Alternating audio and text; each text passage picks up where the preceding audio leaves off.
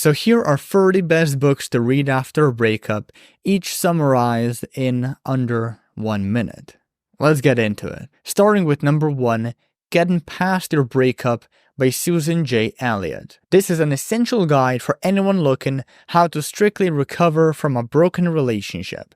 Using Susan's background in counseling and even some personal experience, she offers very efficient, practical steps for healing and rebuilding your life. The book focuses mainly on the importance of no contact with an ex, the necessity of grieving and self-care, and developing a new, healthy set of post-breakup habits. Really good book overall. A bit dated in terms of writing style, but there are still some very good ideas inside nonetheless. Number 2, The Subtle Art of Not Giving a Fuck by Mark Manson. In brief, this book is about self-improvement, not through avoiding problems or always being happy, but rather through engaging and improving upon those problems and learning to accept the occasional unhappiness. 3. Everything is Fucked, yet again by Mark Manson. Mark's second book is very similar in topics to The Subtle Art of Not Giving a Fuck. However, it does take a much more philosophical approach to self-development, to self-improvement. It's in my opinion, a much deeper, less personal, and better written work. Now, while The Subtle Art questions our conventional wisdom on what makes us happy, Everything is Fucked questions our assumptions on what makes life worth living in the first place. Number 4, there's Boundaries by Henry Cloud. Boundaries is a book that, as the name implies, helps you set and maintain, you guessed it, healthy boundaries. Be that with your ex, with your partner, with friends, or even family members. Overall, it was a great read. I just personally hated the countless cases of religious prattle thrown in, personally. Look, I don't know about you, maybe you're into religion and will find this aspect of the work a big plus, and if so, more power to you. As for me, I just wasn't a fan. Number 5 on our list, Stillness is Key by Ryan Holiday. Basically, this is a book based entirely on Stoicism, an ancient philosophy on leading a good life that recently made a comeback into the mainstream. Stillness is Key essentially shows you how to live a fulfilling, peaceful, and meaningful life, no matter how good or bad you have it, no matter the adversities you face or keep facing. And then it also shows you when it's time how to, philosophically speaking, die well. So with zero regrets and any sort of feelings of depression or like you haven't lived up to your potential. Number 6 on the list, The 7 Principles for Making a Marriage Work by John Gottman. Now, this is a supremely practical guide on how you can essentially effectively communicate with your current or next partner so that minor fights don't evolve into full-blown raging dumpster fires that then lead to yet another breakup. Now, while this book is a bit academic and it's filled with practical exercises that not everyone is a fan of, it's still an insightful read nonetheless. Number 7 on our list, Whole Again by Jackson Mackenzie. Whole Again is a beast. It's a big, dense book, it's long, and contains a lot of factual, pragmatic, verified advice on recovering from a toxic relationship specifically, and then also how to move on, how to find yourself again, how to regain your mojo and your confidence once you've gone through a breakup of sort.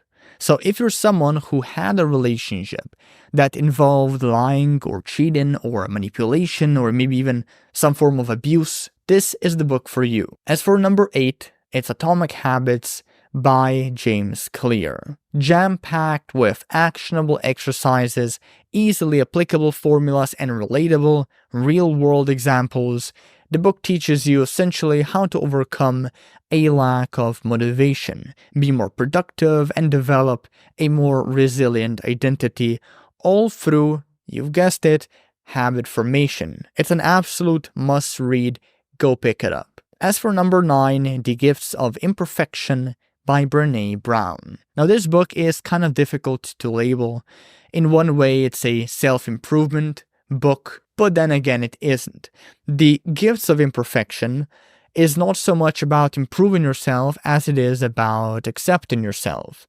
And despite my struggles to relate to certain sections of the book, like the ones on family and kids, it's still a beautiful, profound, and I think a brilliant piece of writing. As for number 10, it's Getting the Love You Want by Harville Hendrix. Now this book is filled with some very well-researched advice and explanations, rooted primarily, as you'll see if you read the book, in old-school psychotherapy, all with the goal of helping you realize why your past relationships failed, and based on those insights, that realization, how you can make your future ones succeed. Like, that's the whole gist of the book. As for the 11th book on our list, it's Self-Compassion by Christine Neff. Now this is a must-read for anyone who's right now beating themselves up because of their breakup. Because in her book, she provides a theory around self-compassion, real-life examples of people before and after they started practicing it, and exercises, short, simple ones, on how to practice self-compassion yourself. Believe me, you're gonna need those if you're being really harsh to yourself at the moment. Number 12 on the list, The Road Less Traveled by M. Scott Peck. Now, The Road Less Traveled, this is a timeless self-help classic. It's one of the few self-help works that takes this down-to-earth approach to its themes and topics. Now in the book, the author, Scott Peck, he basically explores the nature of love and loving, of healthy relationships, and even what makes life a meaningful and happy one. Consider picking it up. As for 13, this book, you've probably seen me recommend a bazillion times till now in my other videos and on my blog.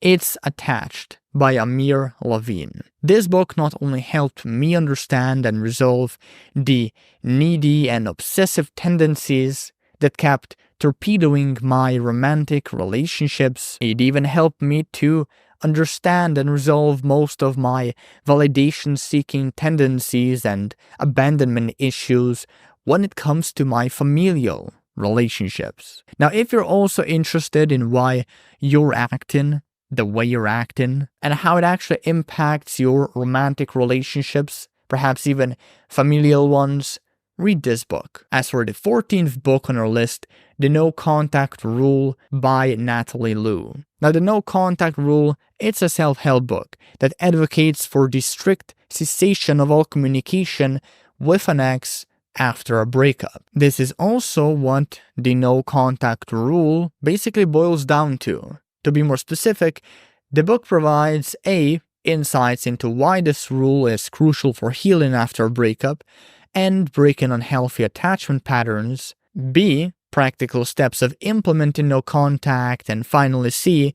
the many ways on how you can maintain it, even when you have severe urges to reach out to your ex and prolong your healing. Now for book 15 on our list, it's Grit by Angela Duckworth. In this book, Angela basically argues that talent and intelligence matters less than grit. Her word for perseverance, focus, endurance, and this constant improvement. And in it, she also explores what grit is, where it comes from, how it drives success, and how you too can develop it. It was honestly a pretty inspiring read altogether, and perfect for all of my more success, I guess, or productivity-focused individuals in my audience. As for book 16, it is The Body Keeps the Score by Bessel van der Kolk. So chances are your breakup was pretty traumatic.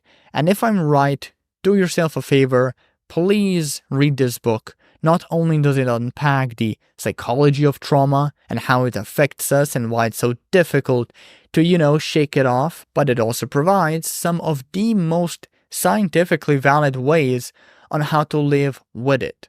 Despite how bad we have it, despite how bad our trauma is. As for book 17, it's Finding Meaning by David Kessler. Now, Finding Meaning, it's an extension of the 5 stages of grief coined by Elizabeth Kubler-Ross, a Swiss-American psychiatrist. Now, apart from recapping the previous 5 stages of grief, and obviously going over the 6th stage, this book goes on to explore the entire nature of grief and how it impacts not only us, but society at large. A pretty decent read altogether if you're into these more abstract philosophical topics still relating to breakups. Book 18, The 6 Pillars of Self-Esteem by Nathaniel Branden.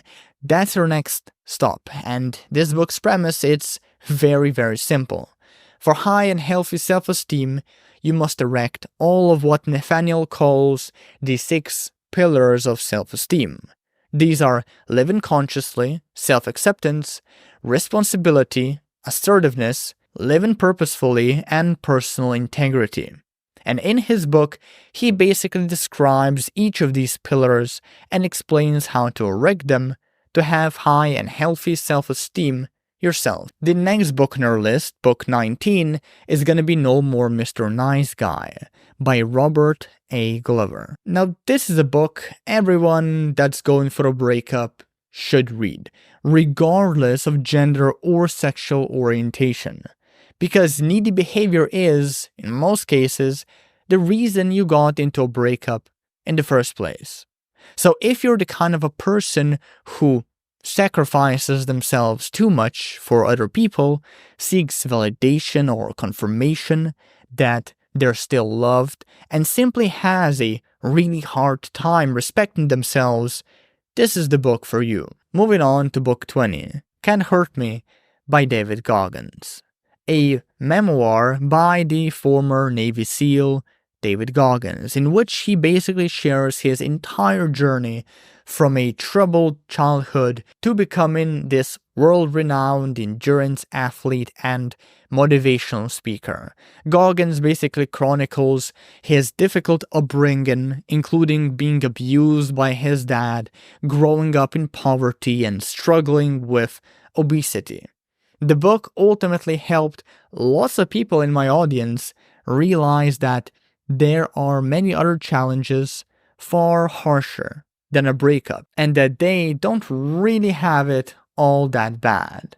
This is, without a doubt, an extremely empowering and soothing realization, so if you want to experience something at least a little bit like that, well, you go and pick up David Goggins' book. As for our next book, it's all about Stumbling on Happiness by Daniel Gilbert. Now, this is a definitive guide on the nature of happiness and why we struggle so hard sometimes to achieve it.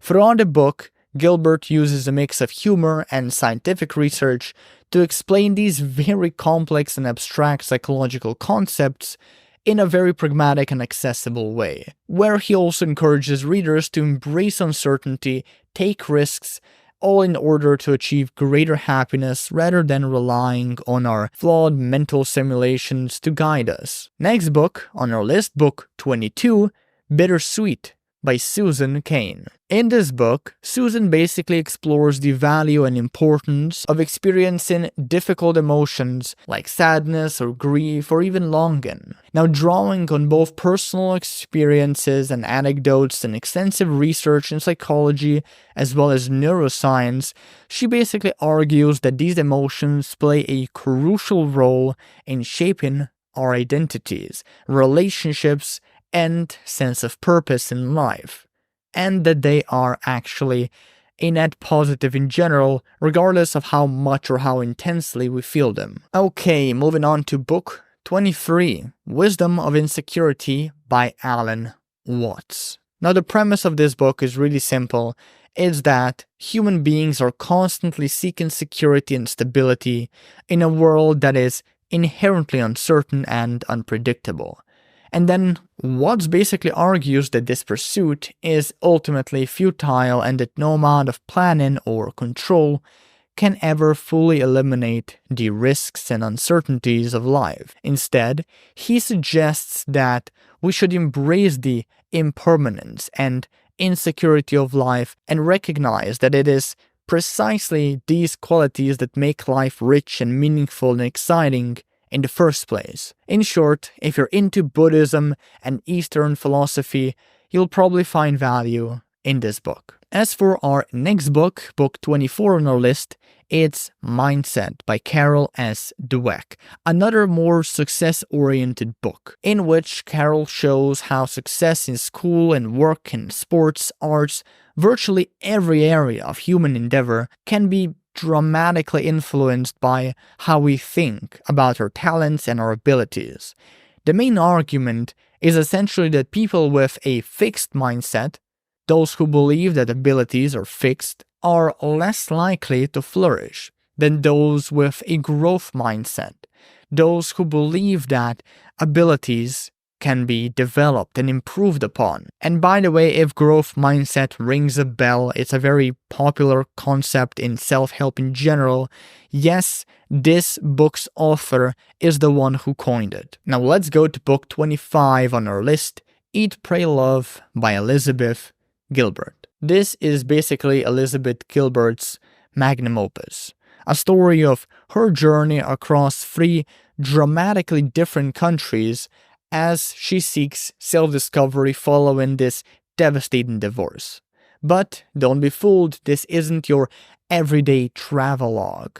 While at times surprisingly witty and light, it's still mostly a raw and deeply personal exploration of what it means to find oneself after loss. Now, another raw and deeply personal piece of work is our next book on our list, book 26, Man's Search for Meaning by Viktor E. Frankl. This is half autobiography, half self-help book. Man's Search for Meaning is really profound. It delves into Frankl's experiences as a concentration camp inmate during the Second World War. And inside he discusses how finding a deeper meaning in life helped him survive those really horrid times, and how you too can leverage meaning-making to survive just about any adversity. So we're almost at the end of our list. Stick with me here a little bit longer. Our next book, book 27, is Feeling Good by David D. Burns. Now this is a seminal work in the field of psychology. In his book, Burns provides an array of effective tools and strategies to basically combat depressive thoughts, enhance self-esteem, and improve overall mood without medication. So if you're struggling with any of that due to your breakup, this is the book for you. Like, Burns has done an amazing job of essentially writing the closest replacement to real therapy. As for our next book, book 28, The Happiness Trap by Russ Harris. Yes, it's another happiness book, but this one is worth picking up. It teaches how to achieve well-being and happiness through mindfulness and acceptance, as opposed to some of the more cognitive behavioral therapy themed or inspired approaches of the other books on happiness that I talked about in this video. Now, some of the themes this book goes over include overcoming depression, overcoming anxiety, resolving self-doubt, obsessive thoughts and rumination, and improving confidence and self-esteem. Very important subjects. Now, looking at the book's theory through a breakup lens, it essentially shows you how embracing painful post-breakup thoughts and feelings and emotions and urges, how that can actually help you feel like yourself again. A very paradoxical, counterintuitive book. Highly recommended. As for our next book, it's Win Your Breakup by Natasha Adamo. Now, this is the only book on this list that I've read recently, as in the last 6 months or so. I must admit, I was quite taken aback when I finished it. For a breakup recovery book, it actually has some original ideas, which is very uncommon. It's a very boring, generic, shitty industry. It is also, in my opinion, one of the most practical books in the genre, excluding, of course, the workbooks. But where this book truly shines is in its writing.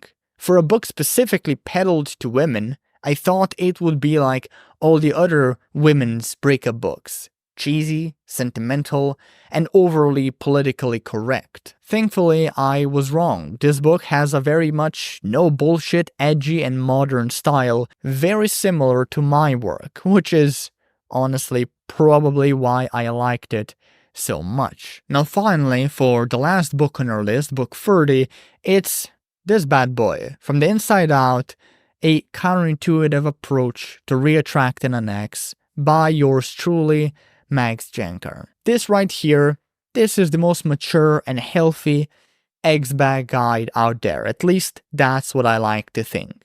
It basically breaks through the noise to give this practical, no-nonsense view of what it means to be a healthy, attractive person capable of mending a relationship for good. Now, did I just plug my own book in here? Yeah. This bad boy, it's my book. I wrote it, very proud of it, and sure, it's awkward, but it is my YouTube channel, and I think I wrote a really damn good book. Probably one of the better books to read after a breakup. At least that's what I and most of my readers think. Pick it up and decide for yourself. The link to this bad boy, it's gonna be in the description down below this video. With that being said, thanks for watching and take care.